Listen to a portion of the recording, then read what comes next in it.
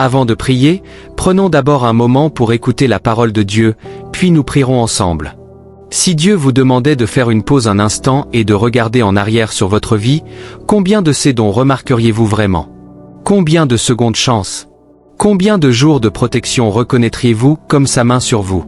Parfois, la chose la plus dangereuse qui puisse arriver à un croyant n'est pas une tempête, mais le confort qui fait oublier le cœur. Alors je veux vous encourager aujourd'hui. Comptez vos bénédictions avec des yeux clairs. Laissez votre cœur poser des questions honnêtes. Où seriez-vous si Dieu ne vous avait pas aimé d'un amour inconditionnel? Où seriez-vous si vos péchés n'avaient jamais été pardonnés? Si votre honte vous collait encore? Si votre passé vous définissait encore complètement?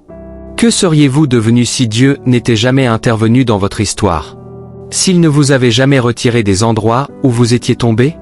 Où seriez-vous si le Seigneur vous avait abandonné au plan de l'ennemi, à vos propres décisions, à votre propre force brisée? Ces questions sont lourdes, mais elles sont importantes. Car la vérité est que, sans Jésus, vous et moi serions encore perdus.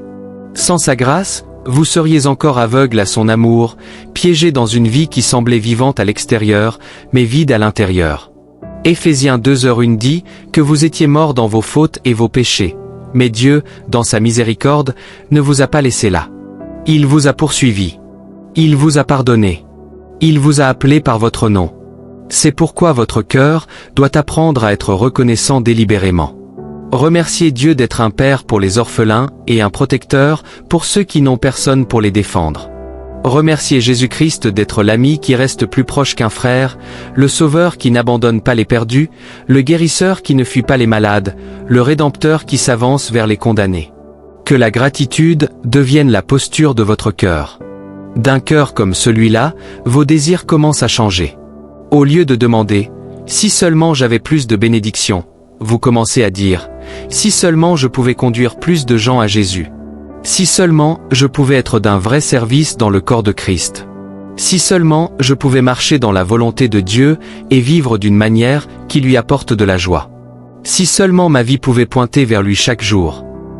C'est ce que signifie passer d'une mentalité centrée sur soi à une mentalité centrée sur Christ. Vous commencez à désirer non seulement recevoir de Dieu, mais vivre pour Dieu. La Bible vous appelle à ce genre de vie. Romains 12:1 dit que vous devez offrir votre corps comme un sacrifice vivant, saint et agréable à Dieu, ce qui est votre culte raisonnable. En d'autres termes, toute votre vie devient un merci à lui.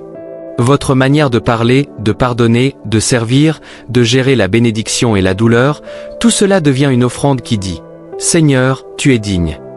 Alors, soyez toujours reconnaissants et souvenez-vous d'une Chronique 16h34. Louez l'Éternel, car il est bon, car sa miséricorde durera toujours. La bonté de Dieu n'est pas temporaire. Son amour n'expire pas. Mais c'est une chose dangereuse lorsque votre cœur s'habitue tellement à ses bénédictions que vous cessez de les remarquer. Il est possible de jouir des dons de Dieu et d'oublier lentement le donneur. C'est pourquoi le psaume 103, 2-4 vous dit « Mon âme, bénis l'Éternel, et n'oublie aucun de ses bienfaits. C'est lui qui pardonne toutes tes iniquités, qui guérit toutes tes maladies, qui retire ta vie de la fosse, qui te couronne de bonté et de miséricorde. » L'oubli n'est pas seulement un problème de mémoire, c'est un problème de cœur. Alors, que ceci soit votre prière.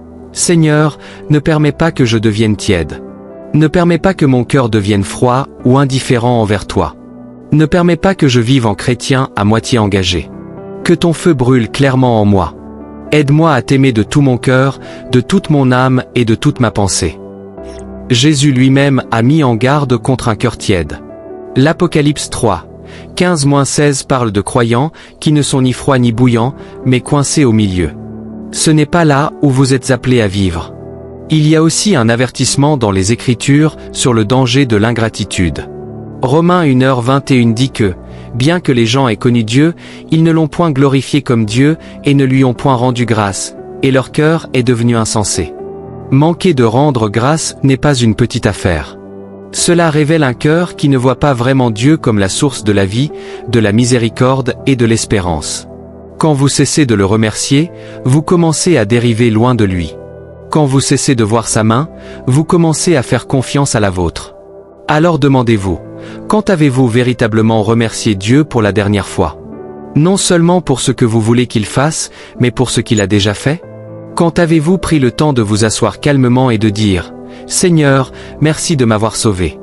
Merci de m'avoir aimé quand j'étais indigne d'amour. Merci d'avoir pardonné ce que personne d'autre ne pouvait voir.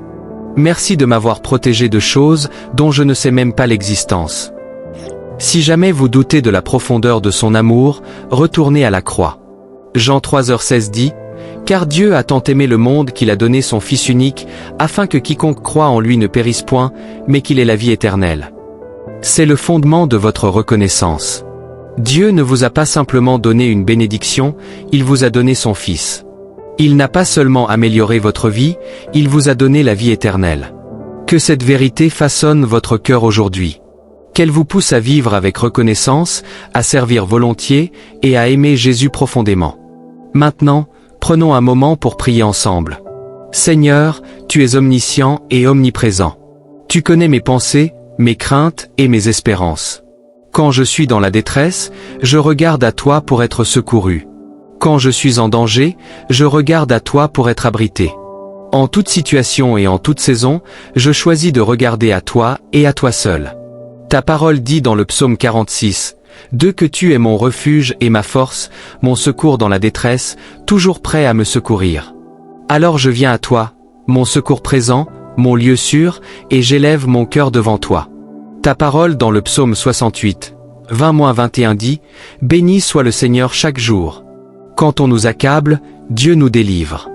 Dieu est pour nous le Dieu des délivrances, et l'Éternel, le Seigneur, peut nous garantir de la mort.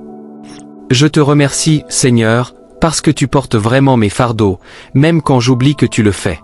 Je te loue parce que tu es celui qui libère les captifs, le défenseur de ceux qui ne peuvent se défendre eux-mêmes, la force de ceux qui se sentent faibles. Aie pitié de moi, Seigneur. Aie pitié de ma famille, de mon foyer et de tous ceux qui sont liés à ma vie. Sauve-nous des griffes de l'ennemi. Ne permets pas que moi, ou ceux que j'aime soyons détruits par les ruses du diable. Ne nous laisse pas être engloutis par les pressions et les afflictions de cette vie. Alors que j'attends sur toi, Seigneur Jésus, aide-moi à être tranquille à l'intérieur et à savoir que tu es Dieu. Je confesse que toi seul mérites toute la louange. Je choisis de te confier mes soucis, mes inquiétudes et mes questions. Je te fais confiance pour prendre soin de mon demain, même quand je ne sais pas ce que demain réserve. Tu es aux commandes, Seigneur, même quand mes sentiments suggèrent le contraire. Que le Saint-Esprit ouvre mes yeux de plus en plus à cette vérité. Tu es vraiment aux commandes. Ta parole dit dans 1 Pierre 5h7 que je dois décharger sur toi tous mes soucis, car toi, tu prends soin de moi. Alors je libère mes craintes, mes angoisses et mes pensées lourdes entre tes mains en ce moment même. Dans cette vie, Seigneur, je sais qu'il y aura des eaux profondes et des épreuves ardentes. Ta parole dans Ésaïe 43, 2 dit que quand je passerai par les eaux, tu seras avec moi, et quand je marcherai au travers du feu, je ne serai pas brûlé. Alors, quand je me sens submergé, sois avec moi. Quand j'ai l'impression de traverser un feu d'épreuve, sois avec moi. Rappelle-moi que la victoire t'appartient, Seigneur Jésus. Aide-moi à vivre une vie remplie de gratitude et de louange. Quoi que je traverse, apprends-moi à dire, même dans la difficulté, Dieu est encore bon et sa miséricorde durera toujours. Seigneur Jésus, tu es mon aide, le seul qui puisse me soutenir de ta droite triomphante. Comme il est écrit dans Ésaïe 41, 10, tu me dis de ne pas craindre, car tu es avec moi, et que tu me fortifieras et me soutiendras. Quoi que j'ai besoin, je choisis de croire que tu es capable d'y pourvoir. Ta parole dit dans Philippiens 4h19 que mon Dieu pourvoira à tous mes besoins selon sa richesse, avec gloire, en Jésus-Christ. Tu me gardes en sécurité, Seigneur. Tu es la réponse à chaque défi et chaque difficulté que je rencontre dans cette vie. Même quand je ne comprends pas tes voies, je te loue, ô Dieu, d'être toujours là pour moi. Tu veilles toujours sur moi, tu me protèges toujours, tu m'entoures toujours d'amour. Je te loue parce que tu es le Dieu qui pardonne toutes mes iniquités, le Dieu qui guérit, restaure et me rend à nouveau entier. Ta parole dans le psaume 103, 2-4 me rappelle de ne pas oublier tes bienfaits, que tu pardonnes mes péchés, guéris mes maladies, retires ma vie de la fosse, me couronnes de bonté et de miséricorde. Merci de m'avoir arraché à des sentiers qui m'auraient détruit. Merci pour la miséricorde que je ne méritais pas, mais que j'ai encore reçue. Je bénirai ton saint nom tant que je vivrai. Comme le dit le psaume 63. 5. J'élèverai mes mains en ton nom. Je choisis d'élever mes mains et de n'adorer que toi, Seigneur Jésus. Saint-Esprit, aide-moi. Aide-moi à avoir un cœur continuellement rempli de louanges. Quand les choses vont bien et que la vie semble légère, rappelle-moi de bénir l'Éternel de toute mon âme et de tout ce qui est en moi, et de louer son saint nom. Et quand la vie est lourde, lente, confuse ou douloureuse, aide-moi à bénir encore l'Éternel de toute mon âme et de tout ce qui est en moi. Que ma louange ne dépende pas de mes circonstances, mais de qui tu es. Père, je bénis ton nom pour avoir écouté cette prière. Au nom puissant et glorieux de Jésus-Christ, je prie. Amen. Si cette prière a touché votre cœur, écrivez Amen en signe de foi. Je prie que chaque bénédiction contenue dans cette prière repose désormais sur vous au nom de Jésus. Et si vous avez besoin d'une prière particulière, n'hésitez pas à nous le faire savoir dans les commentaires. Nous serions honorés de prier pour vous. Que la grâce et la paix de notre Seigneur Jésus-Christ soient avec vous tous.